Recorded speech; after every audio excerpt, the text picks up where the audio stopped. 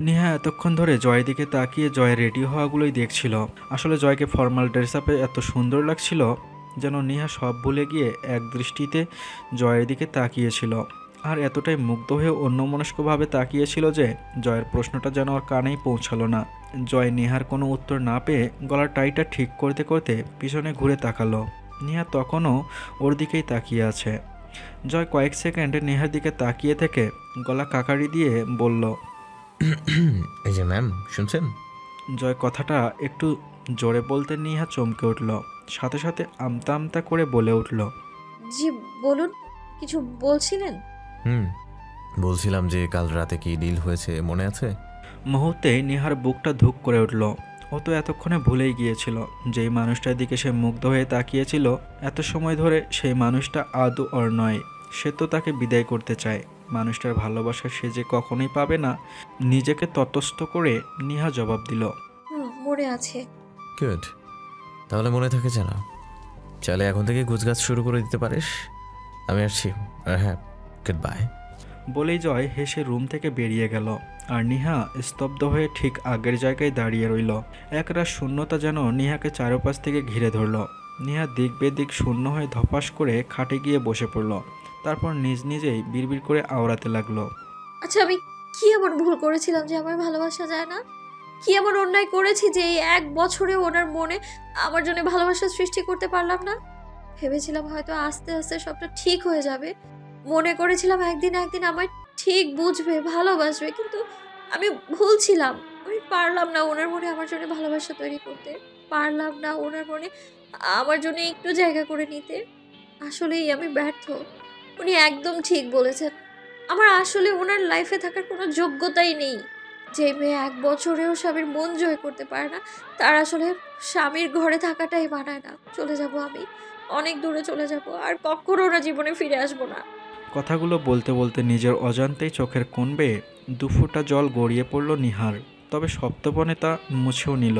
আর কাঁদবে না সে। এই চোখের পানিগুলো সে আর বের হতে দেবে না। নেহা নিজেকে সামলে নিয়ে আস্তে আস্তে একটা একটা করে কাপড় গোছাতে মনোযোগ দিল। এখনই সব গুছিয়ে নেওয়া উচিত, কারণ দুপুরের পরপরই বের হতে হবে, নয়তো ট্রেন মিস হয়ে যাবে। অন্যদিকে রায়হান সাহেব ছেলেকে অফিসে এনে সবার সাথে পরিচয় করিয়ে দিতে লাগলেন। এই বলে যে এখন থেকে জয়ই অফিসের নতুন এমডি। রায়হান সাহেবের কথায় সবাই জয়কে স্যার বলে সম্বোধন করতে লাগলো। যদিও জয়কে সবাই আগে থেকেই চেনে, কিন্তু অফিসে তেমন আসতো না বলে সবাই স্যার বলে সম্বোধন করতো না। জাস্ট সালাম বিনিময় করেই চলে যেত। কিন্তু আজ থেকে যেহেতু সে এই অফিসের বস, তাই সবাই স্যার বলেই সালাম বিনিময় করে সবার পরিচয় পর্ব সারতে লাগলো। সবার সাথে পরিচয় পর্ব শেষ হলে রায়হান সাহেব ছেলেকে নিয়ে কেবিনে গেলেন। তারপর নিজের চেয়ারটার পিছনে গিয়ে দাঁড়িয়ে চেয়ারের হাতলের ওপর 2 হাত রেখে হেসে বললেন, আয় বাবা, বস এখানে। এতদিন এটা আমার আসন ছিল, আজ থেকে এই আসনে তুই বসবি। এখন থেকে এই চেয়ারটা তোর। অবশ্য আজ তোকে বেশি সময় থাকতে হবে না এখানে, কারণ আজ প্রথম দিন আসছিস। আর তাই আজ জাস্ট সব বুঝে নিবি, দেন কাল থেকে পার্মানেন্টলি অফিসে বসবি। কি হলো, এখনো দাঁড়িয়ে আছিস কেন? আয় বস। জয় বাবার কথা মতো চেয়ারে গিয়ে বসলো। রায়হান সাহেব এবার টেবিলের অপর পাশে জয়ের মুখোমুখি চেয়ারে এসে বসলেন। তারপর ছেলের দিকে তাকিয়ে হাস্য উজ্জ্বল কণ্ঠে বললেন, তো এখন কেমন লাগছে? জয় গায়ের কোটটা ঠিক করতে করতে বলল, ভালো ড্যাড, অন্যরকম একটা ফিলিংস হচ্ছে, যেটা আগে কখনো হয়নি। Honestly speaking, I am feeling good. যাক, ভালোই হলো তাহলে। জানিস আজ আমি কতটা খুশি তোর উপর। আমি জানতাম তুই একদিন না একদিন বুঝবি, আর আজ সেই দিনটার অবশেষে আসলো। আমি খুব খুশি, আজ খুব খুশি। জয় অবাক হয়ে ওর বাবার দিকেই তাকিয়ে রইল। আসলে সে অবাক হয়েছে নাকি মুগ্ধ হয়েছে বাবার আচরণে সেটাই বুঝতে পারছে না। তবে আজ কেন যেন বাবার মুখে তৃপ্তির যে হাসিটা দেখেছে সেটা আজীবন দেখতে চায়। আর এই হাসিটা সম্ভব হয়েছে একমাত্র নিহার জন্য। নিহা না বোঝালে হয়তো কখনো বুঝতোই না সে। তবে বেশি সময় ভাবলো না। সব ভাবনা একপাশে রেখে বাবাকে আশ্বস্ত করে বলল, ড্যাড, আজ থেকে তুমি একদম টেনশন মুক্ত। তোমাকে এসব বিজনেস ডিল, ক্লায়েন্ট এসব নিয়ে আর টেনশন করতে হবে না। আজ থেকে আমার উপর ছেড়ে দাও সব। ট্রাস্ট মি, তোমাকে আমি নিরাশ করব না। আমাকে যে বিশ্বাস করে নিজের একটু একটু করে তোলা বিজনেসটা হাতে তুলে দিচ্ছ, আমি সেটার মূল্য রাখবো, আই প্রমিস দ্যাট। রায়হান সাহেব আবারও তৃপ্তি ভরা প্রশস্ত একটা হাসি টেনে নিলেন মুখে। তারপর বাবা ছেলে মিলে বিজনেস সংক্রান্ত কথা বলল ব্যাপক সময় ধরে। রায়হান সাহেব অফিসের সব কিছু বুঝিয়ে দিতে আর জয় সব কিছু বুঝে নিতে দুপুর 2টা বেজে গেল। জয় বাবা, তোর এখন ছুটি, এখন তুই যেতে পারিস। আজ আর অফিসে আসতে হবে না, কাল থেকে একেবারে আসিস। আজ শুধু তোকে সব কিছু বুঝিয়ে দেওয়ার জন্যই আনলাম, নয়তো কাল থেকেই জয়েন হতে বলতাম। বাবার মুখে এখন ছুটি কথাটা শুনে জয় অবাক কণ্ঠে বলল, ড্যাড, অফিস কি দুপুর 2টায় ছুটি দেওয়া হয়? আরে তা হতে যাবে কেন? তাহলে তুমি বলছো যে এখন আমার ছুটি? আরে পাগল ছেলে, এটা তো আমি তোর জন্য বললাম। তুই আজ প্রথম দিন অফিস জয়েন করলি, তাই তো আমি ছুটি দিয়ে দিলাম। আমি চাই আজ তুই তোর বন্ধুবান্ধবদের সাথে কিছু সময় কাটা, কারণ বিজনেসে ঢুকলে তখন তো আর তেমন সময় পাবি না। তখন ওরা বললেও তুই সময় বের করতে পারবি না। অ্যান্ড দ্যাটস হোয়াই আজ আমি নিজ থেকে তোকে সুযোগ দিচ্ছি। তোর বন্ধু বান্ধবদের সাথে কিছুটা সময় এনজয় কর গিয়ে, এদিকটা আমি সামলে নিব। জয় যেন খুশিতে গদগদ, খুশিটা মুখে ফুটিয়ে রেখেই বলল, সত্যি ড্যাড? হুম। জয় খুশি হয়ে বাবাকে হালকা জড়িয়ে ধরে আচ্ছি বলে বের হয়ে গেল। রায়হান সাহেব ছেলের কাণ্ড দেখে মুচকি হাসলেন। জয় অফিস থেকে বেরিয়ে গাড়িতে এসে বসেই খুশি হয়ে মীরাকে কল দিল, কারণ আজ বাকি সময়টুকু সে মীরার সাথেই কাটাতে চায়। কিন্তু দুর্ভাগ্যবশত বার কয়েক কল দিয়েও কোনো লাভ হলো না। মীরার ফোন প্রতিবারই রিং হচ্ছে কিন্তু কেটে যাচ্ছে। অন্য সময় হলে জয় হয়তো রাগ করতো, কিন্তু আজ কেন যেন রাগ হলো না, বরং হাসি মুখে ফোনটা পকেটে ঢুকিয়ে গাড়ি স্টার্ট দিয়ে নিজে নিজেই বলল, এখন আর কল দিব না, একেবারে ওর বাসায় গিয়ে ওকে চমকে দিব। আমি জানি আমাকে এই মুহূর্তে ওর বাসায় দেখলে যতটা না খুশি হবে, তার চেয়ে দ্বিগুণ খুশি হবে ওই নিহার চলে যাওয়া শুনলে। হয়তো খুশিতে আমাকে জড়িয়েও ধরবে। পাগলিটা বরাবর ইমোশনাল। আমি আসছি Meera, I am having a good news for you Meera. Minute 20 মধ্যে জয়ের গাড়ি এসে থামলো মীরার ফ্ল্যাটের সামনে। 5 তলা বিশিষ্ট ফ্ল্যাটের 3য় তলায় মীরা একাই থাকে। চাকরির সুবাদে ওকে এখানে একাই থাকতে হয়। পরিবারের সবাই বাড়িতেই থাকে। যদিও জয় মীরাকে অনেকবার বলেছিল যেন ফ্যামিলিকে এখানে নিয়ে আসে। এমন ঢাকা শহরে একটা ফ্ল্যাটে একটা মেয়ে থাকা খুবই রিস্ক। কিন্তু মীরা বরাবরই জয়ের কথাকে অগ্রাহ্য করে গিয়েছে।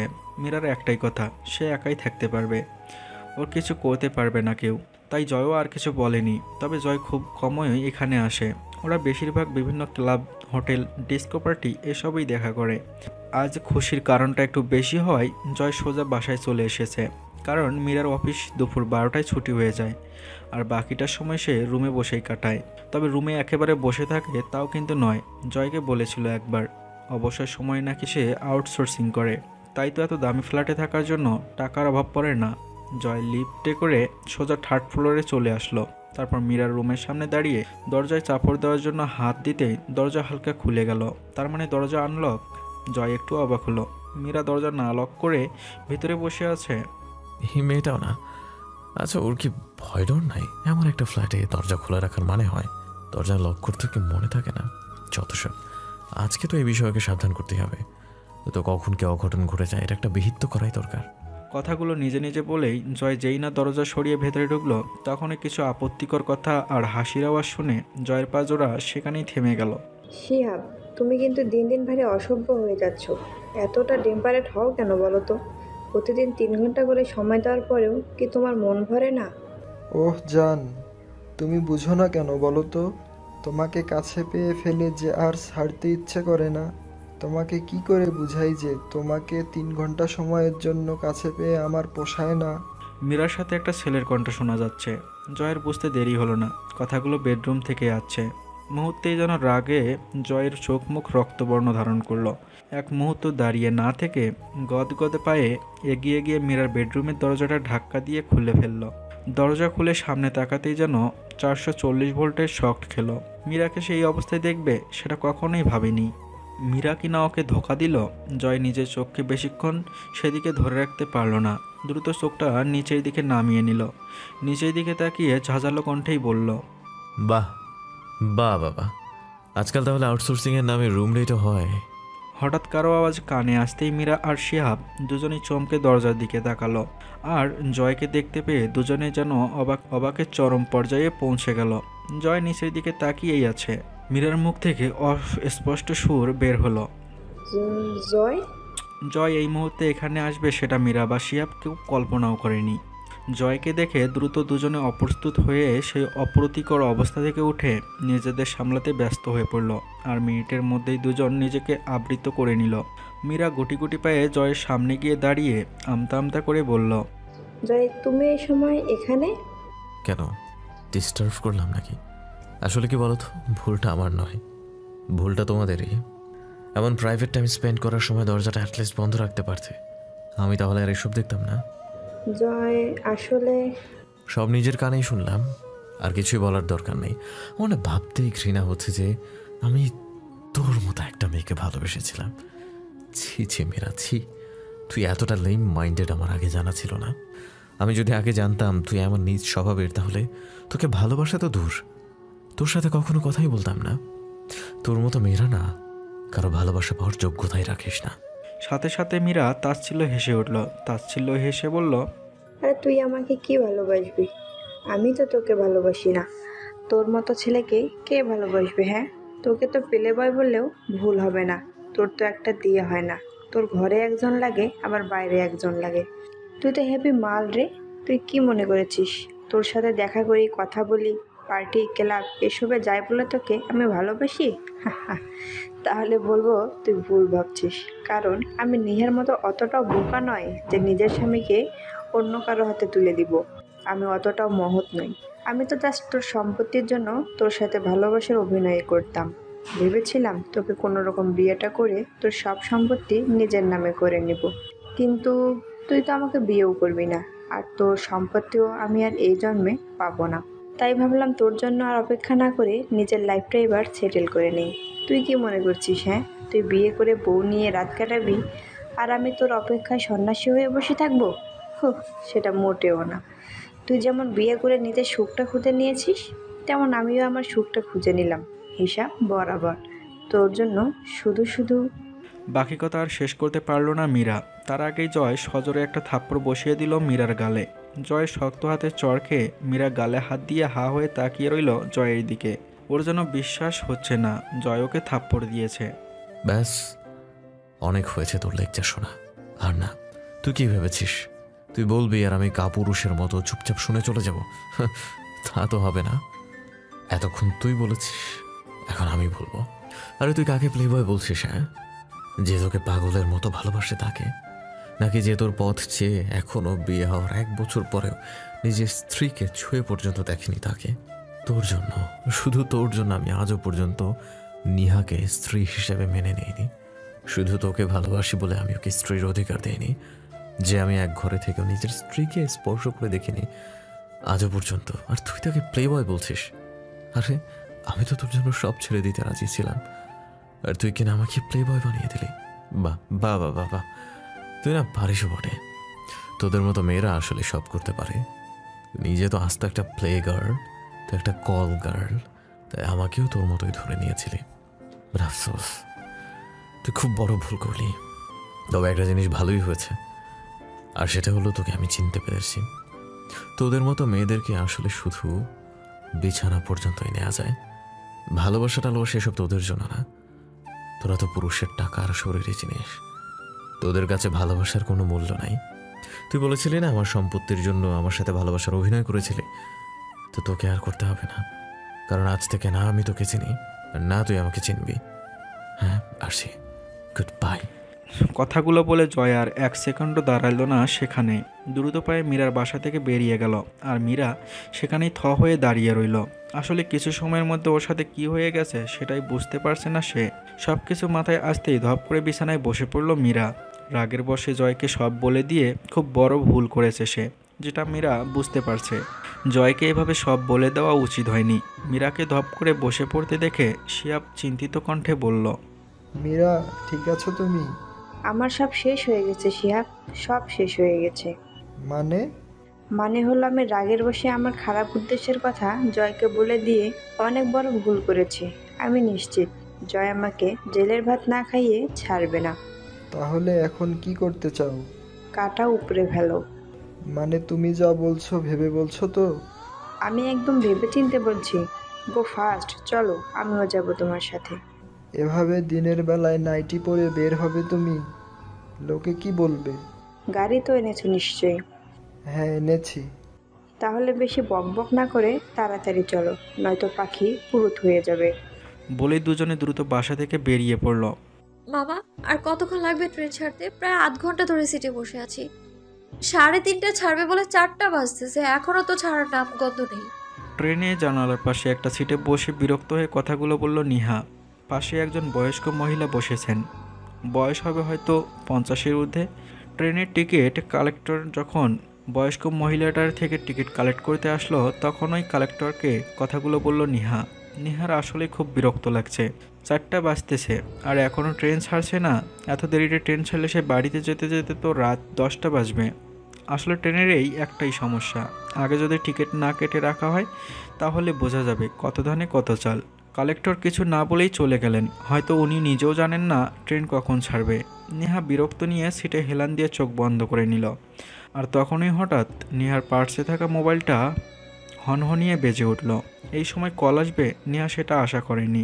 আর তার চেয়েও বড় কথা হলো, ও যে কখন ভুল করে মোবাইলটা পার্সে নিয়ে এসেছে সেটাও জানে না।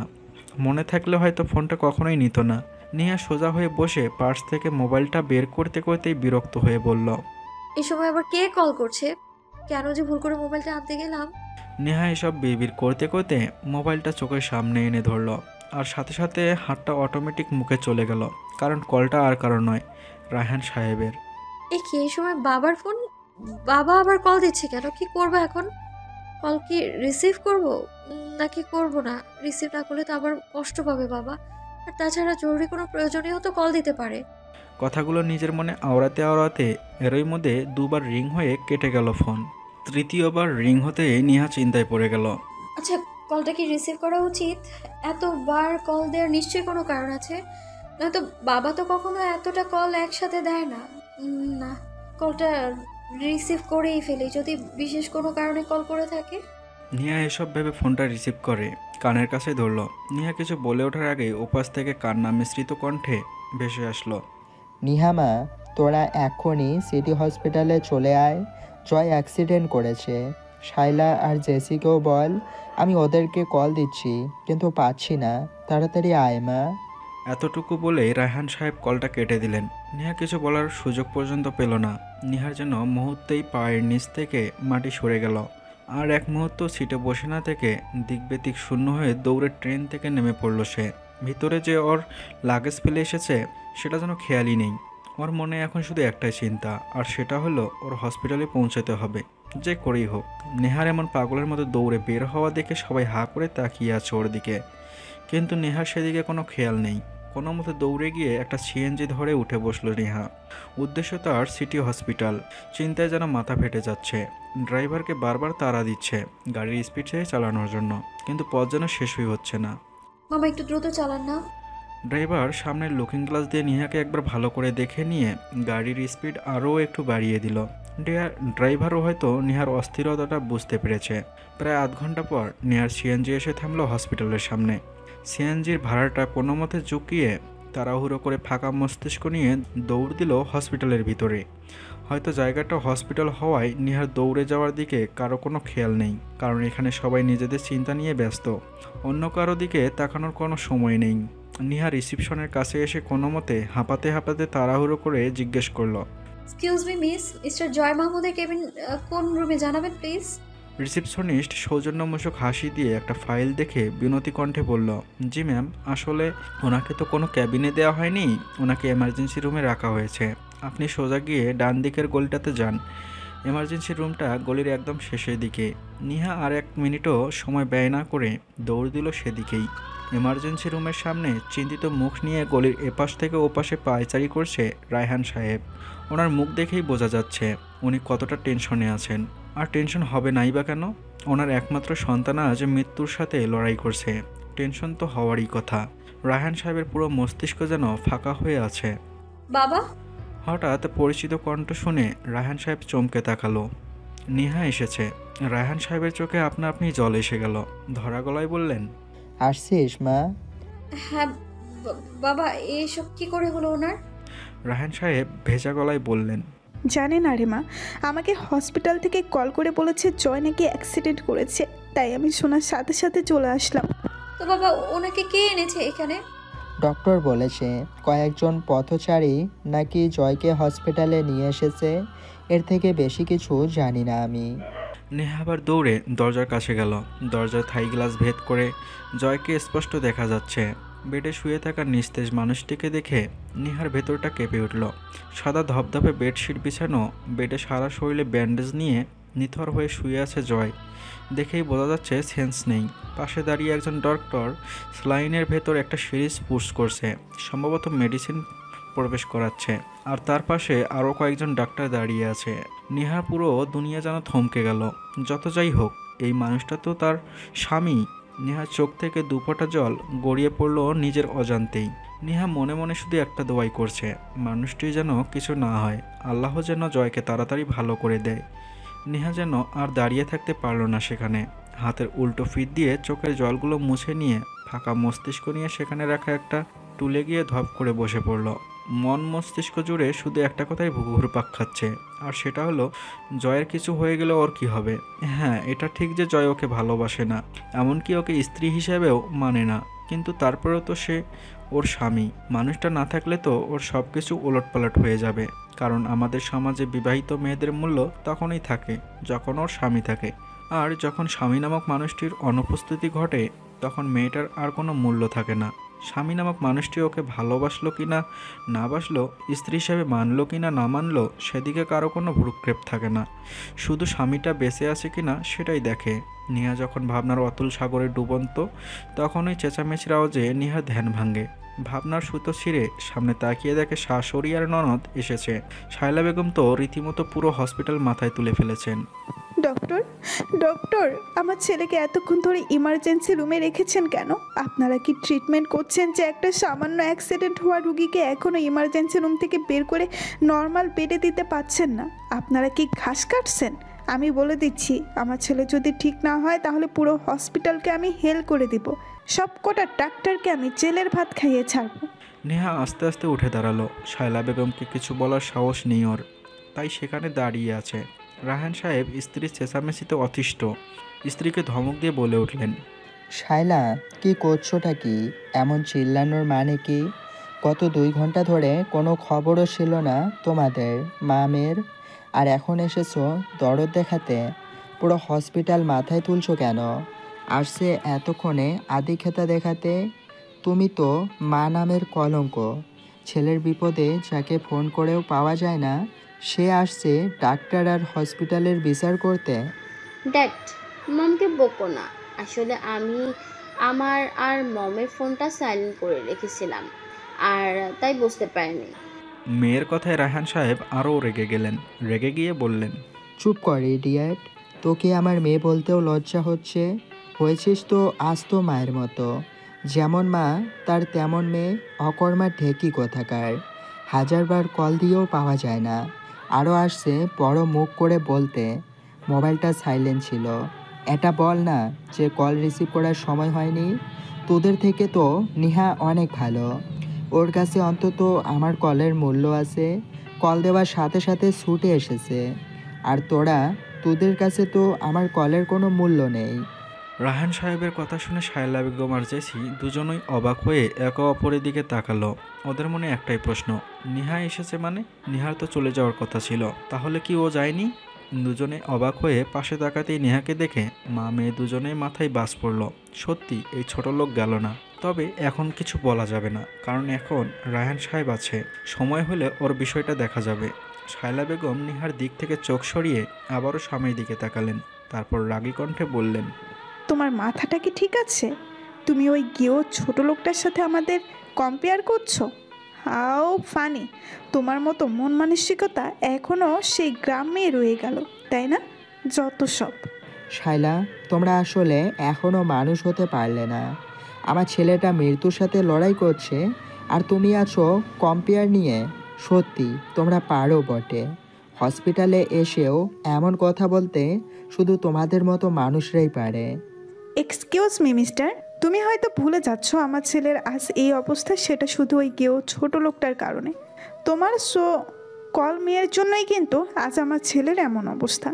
আমি কিন্তু বলে দিচ্ছি, যদি আমার ছেলের কিছু হয় ওকে আমি ছাড়বো না। রায়হান সাহেব আর শায়লা বেগম যখন নিজেদের মধ্যে কথা কাটাকাটি নিয়ে ব্যস্ত, তখন এমার্জেন্সি রুমের ভিতর থেকে ডক্টর বেরিয়ে আসলো। ডক্টরকে বেরিয়ে আসতে দেখে রায়হান সাহেব আর শায়লা বেগম নিজেদের তর্ক থামিয়ে ডাক্তারের সামনে গিয়ে দাঁড়ালেন। সাথে নিহা আর জেসিও গেল। রায়হান সাহেব বিনতি কণ্ঠে বললেন, ডক্টর জয়, জয় কেমন আছে এখন? আমরা কি ওর সাথে দেখা করতে পারবো একবার? আমার ছেলেটা ঠিক হয়ে যাবে তো? এখন কি অবস্থা ওর? রায়হান সাহেবের অস্থিরতা হয়তো ডাক্তার বুঝতে পেরেছেন, তাই তো রায়হান সাহেবের কাঁধে হালকা করে হাত রেখে চোখে চোখ রাখলেন। তারপর নরম গলায় বলে উঠলেন, দেখুন রায়হান সাহেব, আমি জানি আপনি আপনার ছেলের জন্য চিন্তিত, কিন্তু সব কিছু তো আর ডাক্তারের হাতে থাকে না, তাই না? ওপরওয়ালা বলেও তো কেউ একজন আছে যার হুকুমে চির নির্ধারিত। মানে কি বলতে চান আপনি? দেখুন, আপনার ছেলে অনেক গুরুতর ইনজুর হয়েছে। ওনার মাথাটা ভারী কোনো বস্তুর সাথে বাড়ি হওয়ায় মাথায় ইন্টারনাল ইনজুর না হলেও বেশ রক্তক্ষরণ হয়েছে, যার ফলে এখনও ওনার সেন্স আসেনি। তবে আমরা ইনজেকশন দিয়েছি সেন্স আসার, কিন্তু কি ডক্টর? আসলে আমরা আপনাদের আশা দিতে পারছি না যে ওনার সেন্স আসা নিয়ে, কারণ উনি মাথায় আঘাতটা এত জোরে লেগেছে যে মাথার প্রচণ্ড ব্লিডিং হয়েছে, যার ফলে ওনার সেন্স আসা না আসা নিয়ে ডাউট আছে। যদি 24 ঘন্টার মধ্যে সেন্স না আসে তাহলে আমাদের হাতে কিছু করার থাকবে না, সবটাই এখনও উপরওয়ালার হাতে। ডাক্তারের কথা শুনে রায়হান সাহেব সহ উপস্থিত সবাই যেন এক মুহূর্তের জন্য হতভম্ব হয়ে গেল। সবার মাথায় যেন আকাশ ভেঙে পড়ল। না, এটা তো কিছুতেই হতে পারে না। শায়লা বেগম যেন ছেলের অবস্থার কথা শুনে বাকরুদ্ধ হয়ে গেলেন। উনি যেমনই হোক, ছেলেটা যে ওনার কলিজার টুকরা সেটার কোনো সন্দেহ নেই। উনি ভাবতেও পারেননি এমন একটা দিন দেখতে হবে। উনি যত রাগী আর বদমেজাজি হোক, ওনার ছেলে মেয়ে দুটাই যেন ওনার আলাদা একটা পৃথিবী। আর সেই ছেলেরই এমন কিছু হবে, শায়লা বেগম সেটা স্বপ্নেও ভাবেনি। আর নিহা, সে তো ঠায় দাঁড়িয়ে আছে, হয়তো অতিরিক্ত শোকে পাথর হয়ে গেছে। শায়লা বেগম যেন চুপ থাকতে পারল না আর ঝাঁঝালো কণ্ঠে ডাক্তারকে বলে উঠলেন, ডক্টর কি বলছেন কি আপনি? আপনি জানেন আপনি কি বলছেন? আপনারা কেমন ডাক্তার, হ্যাঁ, যে একটা সামান্য অ্যাক্সিডেন্টের রুগীকে বাঁচাতে পারবেন না বলছেন? শুনুন, আমার ছেলেকে তাড়াতাড়ি সুস্থ করে তুলুন। যত টাকা লাগে আমি দিব, তবু আমার ছেলেকে সুস্থ চাই। আর যদি আমার ছেলের কিছু হয় তাহলে পুরো হসপিটাল আমি হেল করে দিব, আর আপনাদের সবাইকে জেলের ভাত খাওয়াবো। Mind it. দেখুন ম্যাডাম, আমাদের তো এক্ষেত্রে কিছু করার নেই, তাই না? সব কিছু তো আর টাকা দিয়ে হয় না। টাকা দিয়ে যদি সব কিছু হতো তাহলে মানুষ টাকা দিয়ে আগে নিজের হায়ারটাই বাড়িয়ে নিত, যাতে মরতে না হয়। আর একটা কথা, আপনি যেটাকে একটা সামান্য অ্যাক্সিডেন্ট বলছেন সেটা কিন্তু একদমই সামান্য নয়। ওনার মাথায় একটা পর্দা ফাটলেই কিন্তু ওনাকে আর বাঁচানো যেত না। তার মানে বুঝতেই পারছেন আঘাতটা কেমন লেগেছে। ওনার সেন্স ফিরে আসা আর না আসা সবই উপরওয়ালার হাতে। সৃষ্টিকর্তাকে স্মরণ করুন যেন উনি আপনার ছেলেকে সুস্থ করে দেন। তবে আর একটা কথা, ওনার সেন্স ফিরলেও ওনার শরীরের বিভিন্ন অংশ মারাত্মকভাবে আঘাতপ্রাপ্ত হয়। বেশ করে ডান হাত আর ডান পাতে বেশি আঘাত লাগায় উনি বেঁচে থেকেও মৃতপ্রায় হয়ে থাকবেন। মানে হলো উনি সুস্থ হলেও কখনো হাঁটতে পারবেন কি না সেটা নিশ্চিত না। ওনার পা দুটো মারাত্মকভাবে ইনজুর হওয়ায় উনি কখনো হাঁটতে পারবেন কি না সেটা আমি নিশ্চিতভাবে বলতে পারছি না। সবসময় শুয়ে বসেই কাটাতে হবে। তবে আল্লাহ চাইলে তো অসম্ভবও সম্ভব হয়। তাই আমরা পুরোপুরি কোনো কিছুই নিশ্চিতভাবে বলতে পারছি না, কারণ আল্লাহ চাইলে উনি সুস্থ হতেও পারেন। তবে আমরা কোনো গ্যারান্টি দিতে পারছি না, কারণ আমাদের ডাক্তারি নলেজ থেকে যেটুকু বুঝতে পেরেছি তার দ্বারা মনে হচ্ছে উনি আজীবন এভাবেই থাকবেন। বিছানায় শুয়ে থেকেই কাটাতে হবে। তবে আবারও বলছি, উপরওয়ালা চাইলে সব কিছুই সম্ভব। এখন আপাতত সেন্স আসার জন্য দোয়া করুন, আমি আসছি। আচ্ছা, আমরা কি ওর সাথে একবার দেখা করতে পারবো? ডাক্তার যেতে গিয়েও থেমে গেল রায়হান সাহেবের প্রশ্নে। হতাশার হাসি হেসে বললেন, উনি এখন সেন্সলেস, আর এই মুহূর্তের ভিতরে কেউ এলাও নয়। আপনারা ওনার সেন্স ফিরে আসার পর ওনার সাথে দেখা করতে পারবেন, কারণ এখন ওনাকে অবজারভেশনে রাখা হয়েছে আর সেখানে কেউ প্রবেশ করার পারমিশন নেই। সো ধৈর্য ধরুন।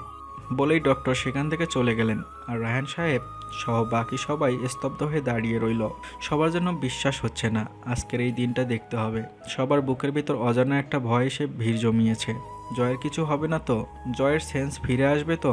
শায়লা বেগম তো রীতিমতো নেহাকে যা নয় তা বলতে লাগলো। ওনার একটাই কথা যে নেহার জন্যই আজ জয়ের এই অবস্থা।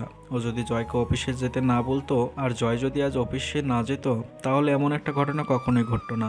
নেহাও কিছু না বলে পাথরের মতো নীরবে সব শুনে গেছে, কারণ ওরও মনে হচ্ছে ওর কারণেই আজ জয়ের অ্যাক্সিডেন্ট হয়েছে। জয়ের অ্যাক্সিডেন্টের পিছনে কোথাও না কোথাও নিজেকেই দায়ী মনে করেছে নেহা। তবে নেহা চুপ করে শায়লা বেগমের কথাগুলো শুনলেও রায়হান সাহেব কিন্তু চুপ করে থাকলেন না। স্ত্রীকে শক্ত কণ্ঠে জবাব দিয়েছেন, কারণ এতে তো নেহার কোনো দোষ নেই। যা হবার সবাই ভাগ্যে লেখা ছিল, তাই হয়েছে। এতে নেহাকে কথা শোনানোর কোনো মানে হয় না।